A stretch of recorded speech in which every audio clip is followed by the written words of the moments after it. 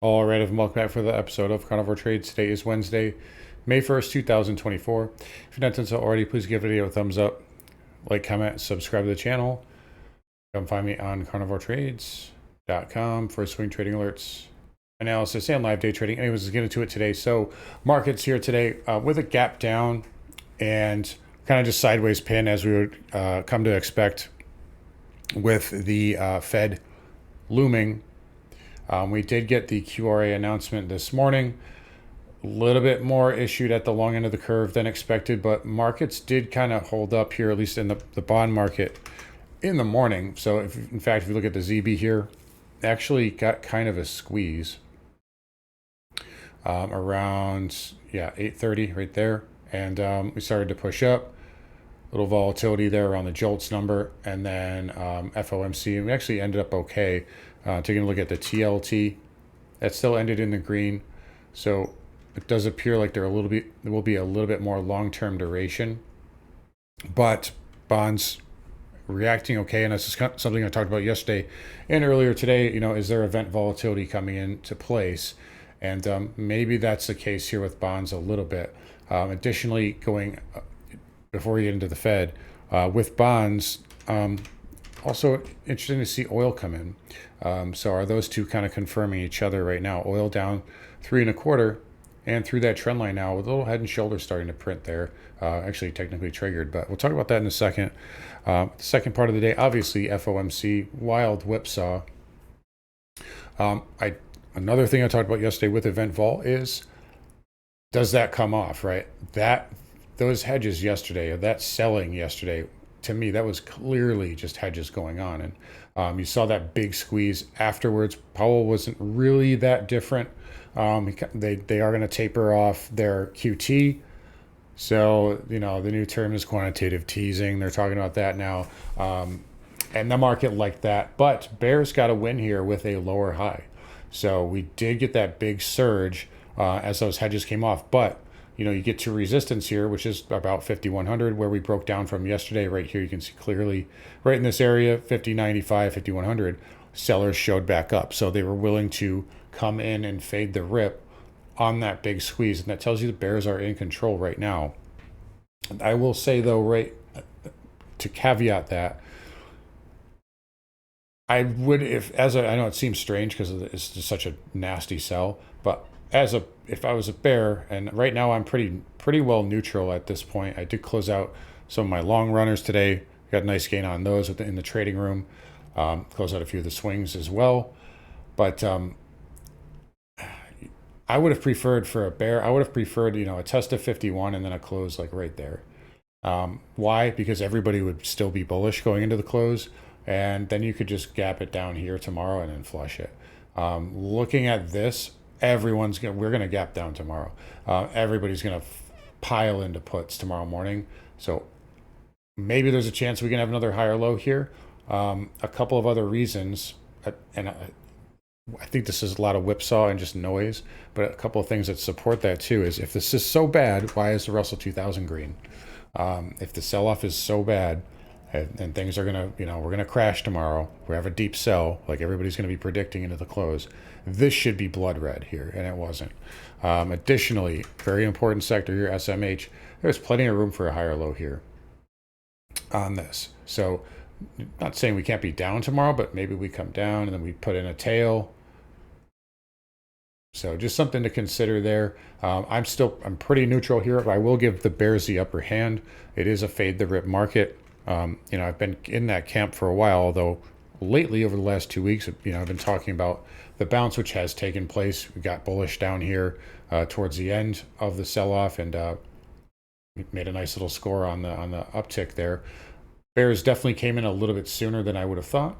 I figured 5150 could would be the next area, and believe it or not, I still think there's a possibility, right? If we gap down and we make one more higher low, we could W up to that area. I do think at that point it would be a clear sell. But again, I just don't think we've done enough consolidation here to really do a full breakdown. But that said, bears definitely in full control right now. And again, that 20-week moving average is kind of holding on by a thread here. We'll see what we get next week. after we get through earnings. We did have a monthly engulfing candle yesterday. Last time that happened, I think was, it wasn't even right here. It was just like the 2021, 2022 high. So pretty good, sell signal there. But we did have Qualcomm after the bell, speaking of earnings. I think that is up a little bit here, yeah, up 5 points. Carvana as well. That squeezed all the way up to 115, I think 120. So a little bit of earnings here, but obviously the big one is Apple. And again, who knows? Maybe we're down tomorrow, but let's say Apple is priced in and that gaps up. That could save the market going into the weekend. So right now I'm a little bit more neutral. I will give the bears the upper hand, though. We could still get up to 51.50. I definitely can't rule that out.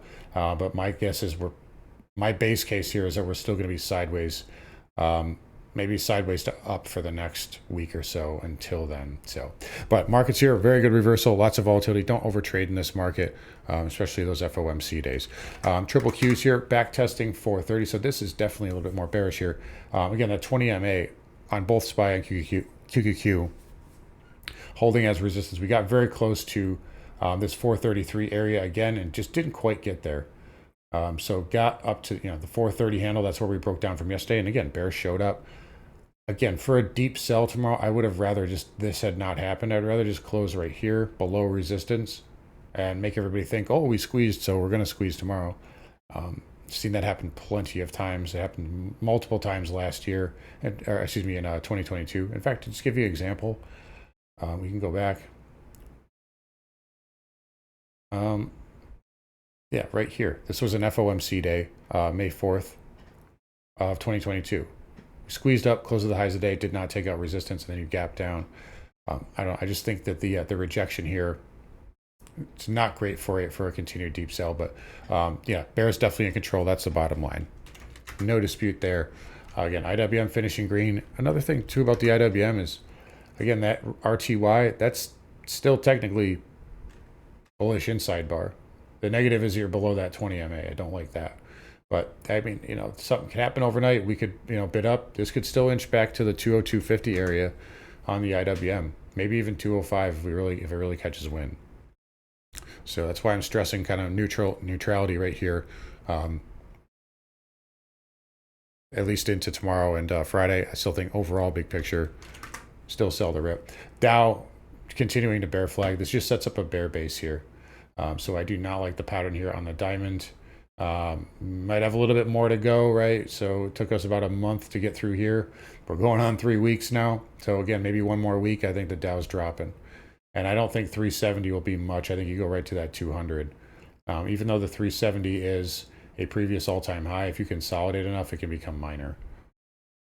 So diamond definitely on the weaker side. I definitely do not like that pattern nearly as much as tech, or like I said, the SMH, which has plenty of room for a higher low. We could gap down tomorrow, spike, and then we could have a tail.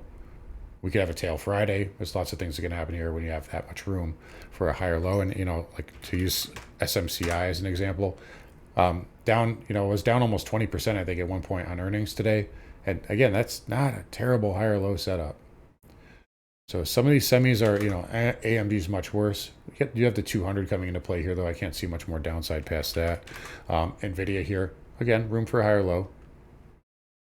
So again, certain sectors seem to be holding up a lot better than others. And again, I think if we're going to have a broad flush out, you need to see weakness across the board. And didn't quite see that yet. IGV also up 14 cents. This is a weak sector. I don't like that bear pennant. We talked about that yesterday. Breakdown. Pause today. This is just not a good chart here. More sideways action will set up a bigger base for a drop towards 74. So definitely do not like cloud. And the transports here are just really soft. So again, not a strong sector.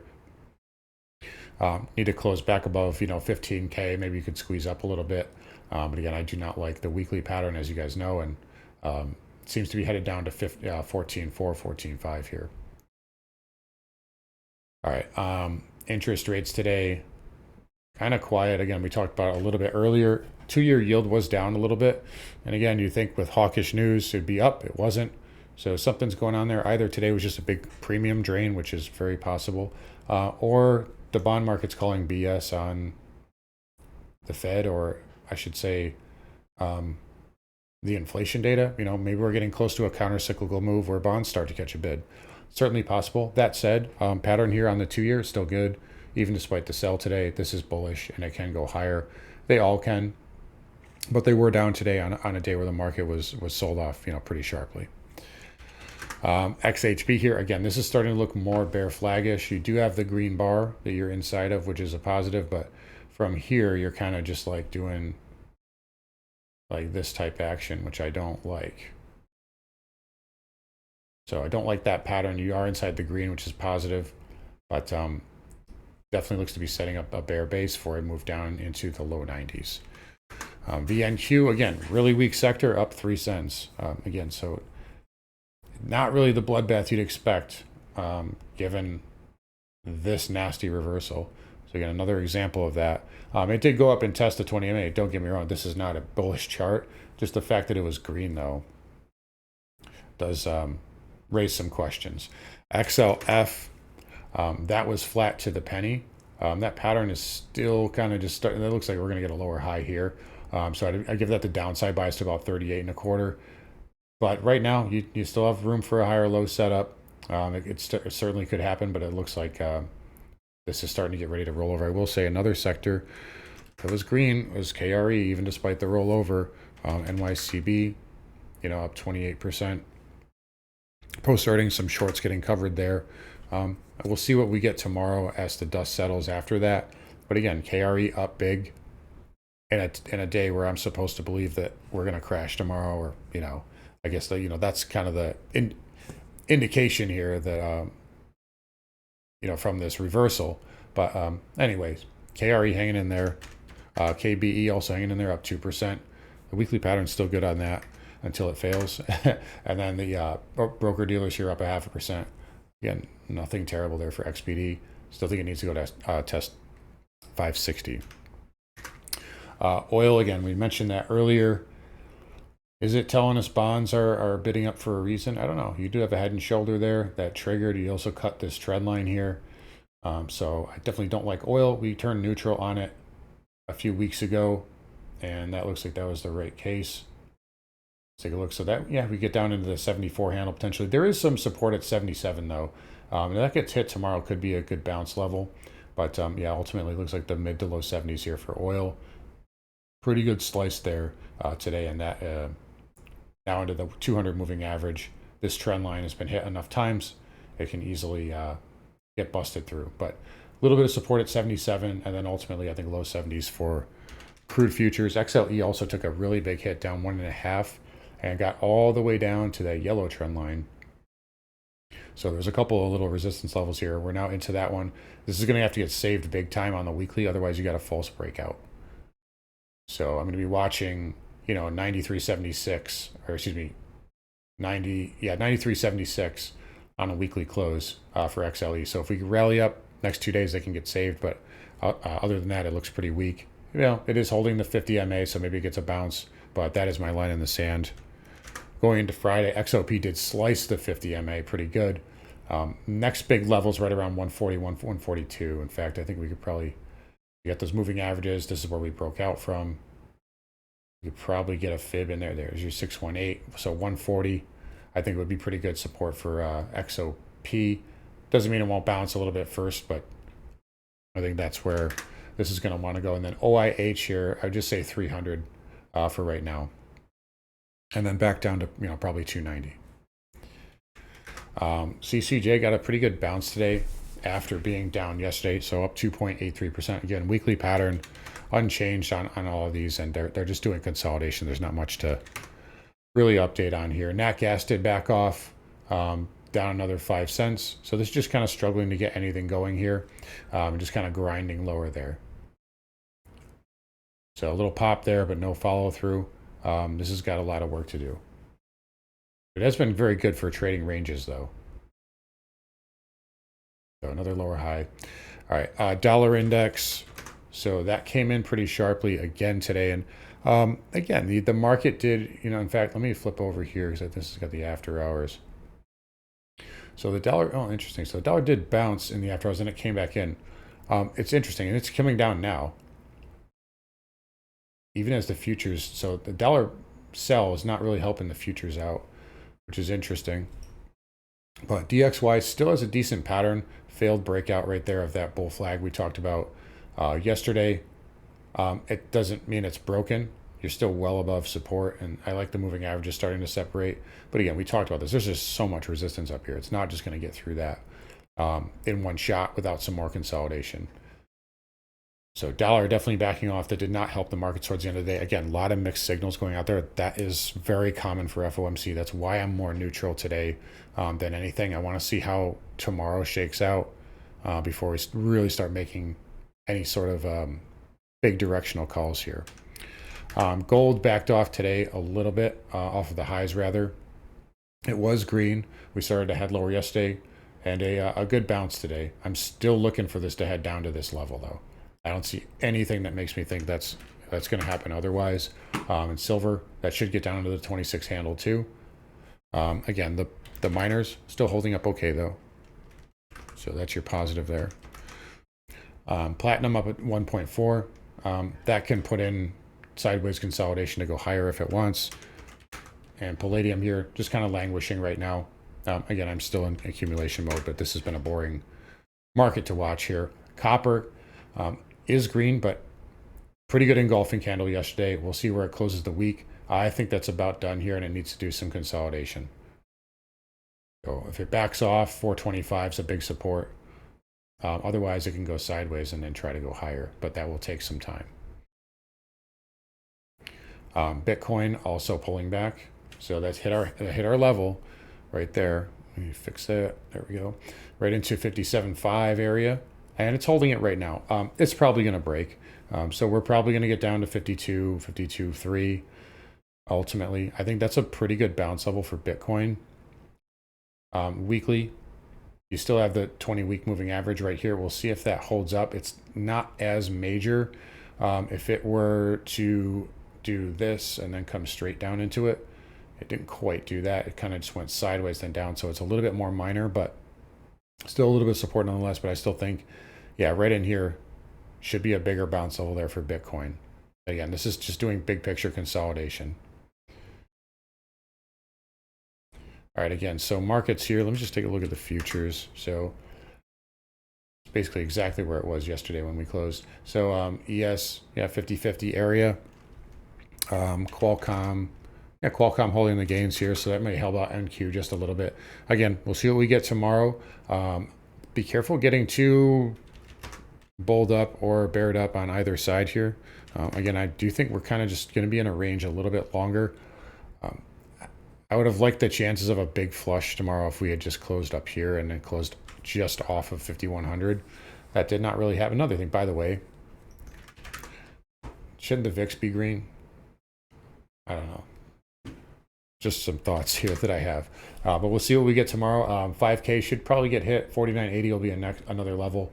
Below that, for bulls, you got a lot of work to do, obviously. 5,100 is still pretty good resistance. And yeah, it's got a lot of work to do to repair this chart, but that can take some time. We do have earnings tomorrow as well with Apple. So anyways, guys, going to wrap up here. You guys take care. Come find me on carnivoretrades.com. We'll talk to you guys all tomorrow.